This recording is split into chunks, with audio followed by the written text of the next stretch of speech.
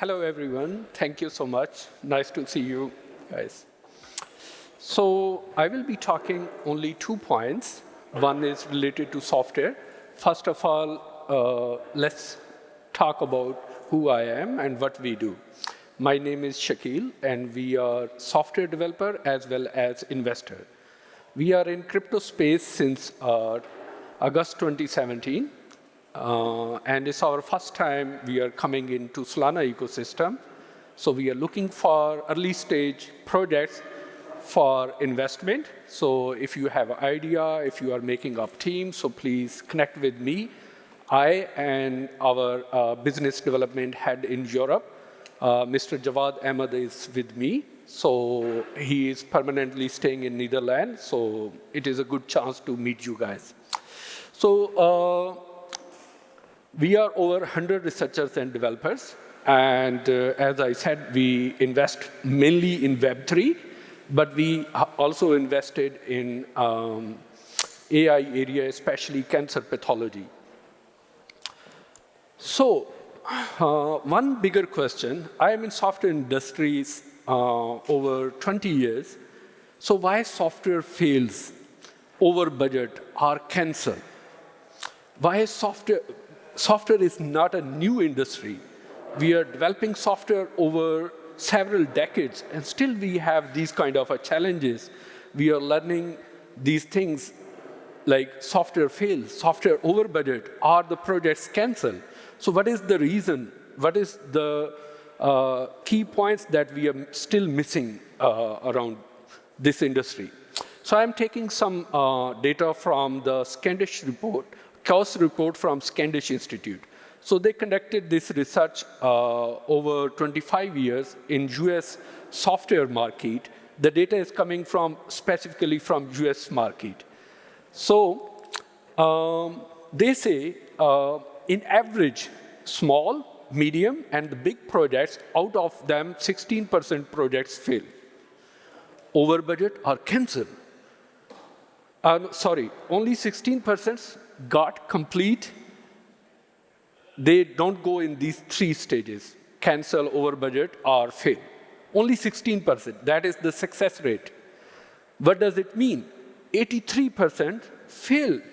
So it's a pretty big number that projects are still failing in software industry. So, and the big size projects, they are prone to fail more or go in these stages, over budget or cancel.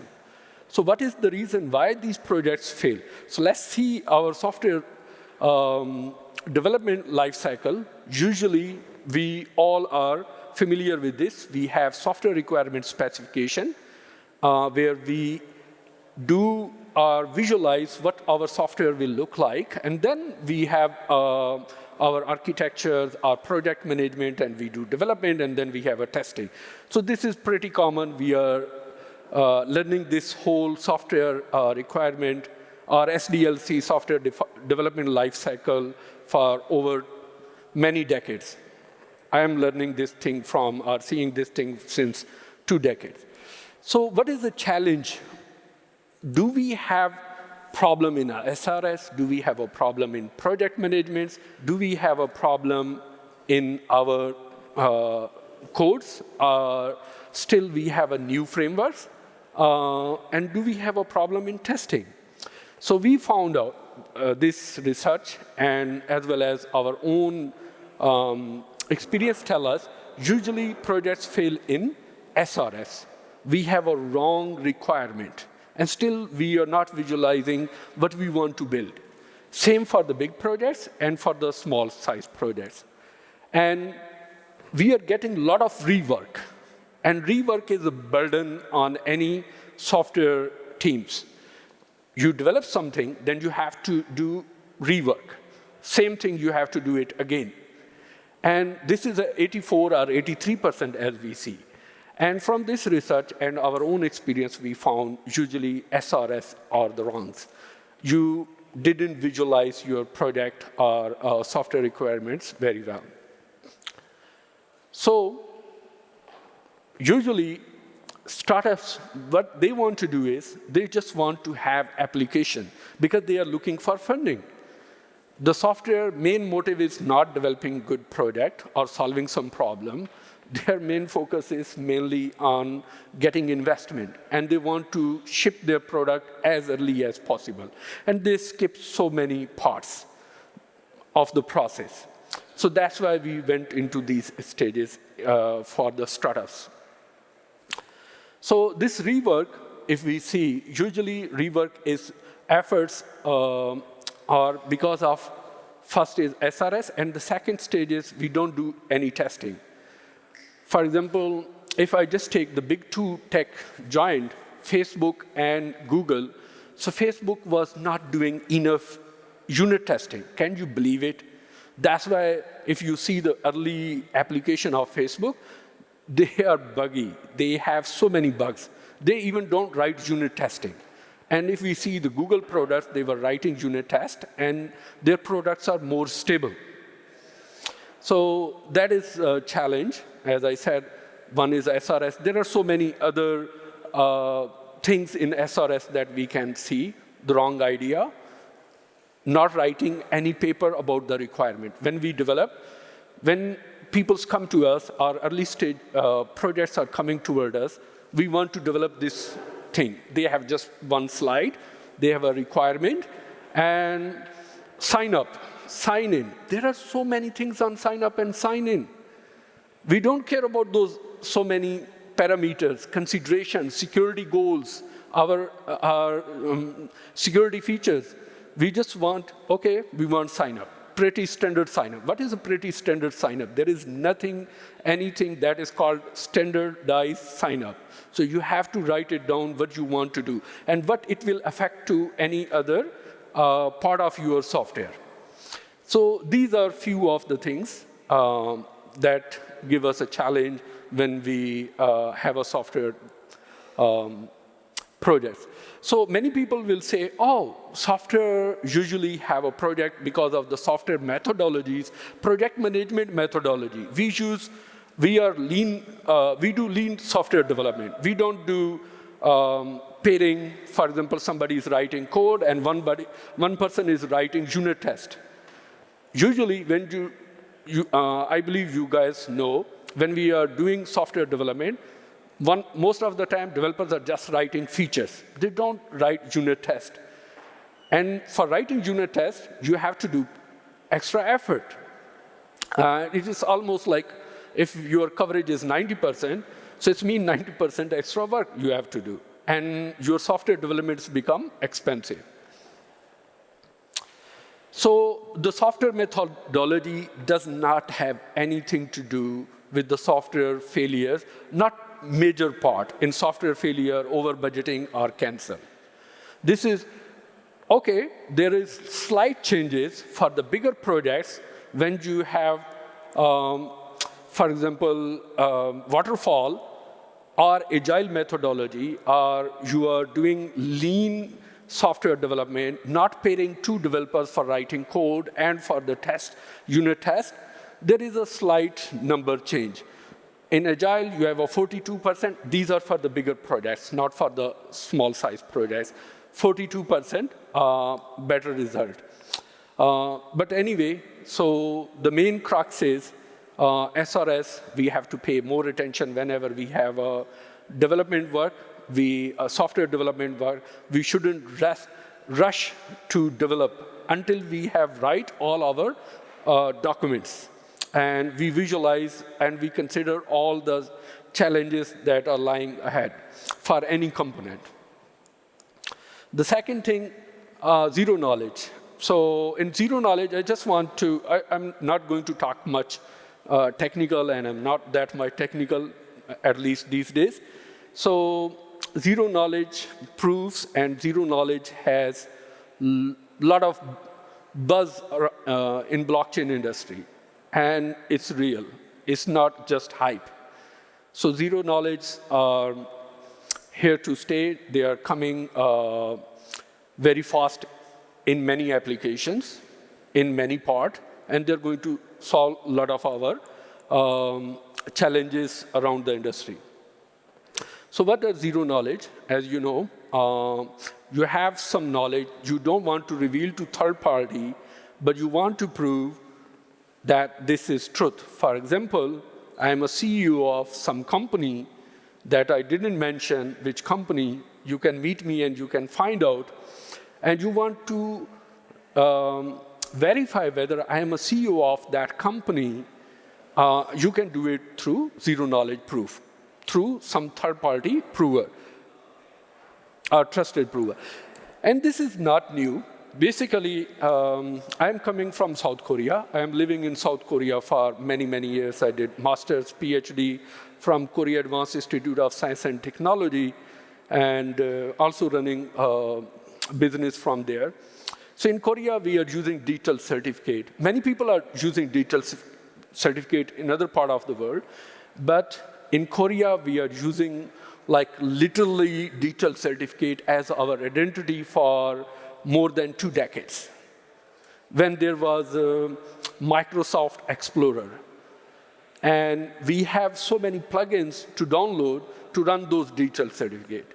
And still we have to download those plugins because those are not technical problems. It doesn't become our technical problem, it's become our law-related challenge because we have written those plugins to download in law.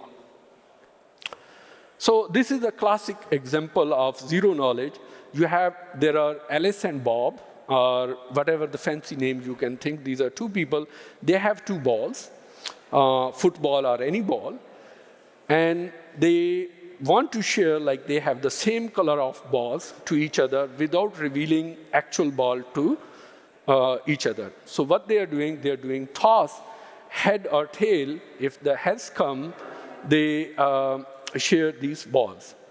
So this is how the zero-knowledge proof works. There is more complex example you can give in a function. You have a secret, and you have a key, and then you have a result, and that is your revealing result for the zero-knowledge. So basically, there are many algorithms, and the zero-knowledge proof algorithms doesn't just started in 2012 or 2013, or with the Zcash. They are pretty old. If we say zero-knowledge interactive proof, they are coming since 1980. And if we see Sigma protocols, they are coming since 1990s. It's like P2P networks. P2P networks we got to know because of blockchain. But the basic research for next node discoverability started in late 80s. So similar zero-knowledge proof are there for a very long time, but now they are becoming more aware because of ZK snark. So until now, there are around 60 ZK snark variants. And there is a new work, the new work mostly related to stockware, ZK Stark. So who's going to win this race of becoming a de facto standard for zero-knowledge proof? Because we don't care what is the polynomial, what are the gates, what are the lattice, how they are building this zero-knowledge. We want to resolve this privacy-related challenge using these algorithms. And we want to see who is a winner, whether Starks, Bulletproof, Sigma, Plonks, or Growth 16, or any. So if we see the result, I believe, so Snark basically, the size is very small, the calculation is very easy, and they're pretty fast to prove. Starks, they are complex in terms of computation. They have their own advantages. I believe, seeing all the data and the innovation, I believe these two will be competing each other. And we saw a similar thing, and they might coexist. We saw this kind of trend in tech industry for a longer time. There are two ecosystems, they are competing each other, but they are staying together instead of one got as a winner because of some advantages and some disadvantages. So, yeah. So we need a lot of research for zero-knowledge proof to move forward, and that research can resolve these difficult computation.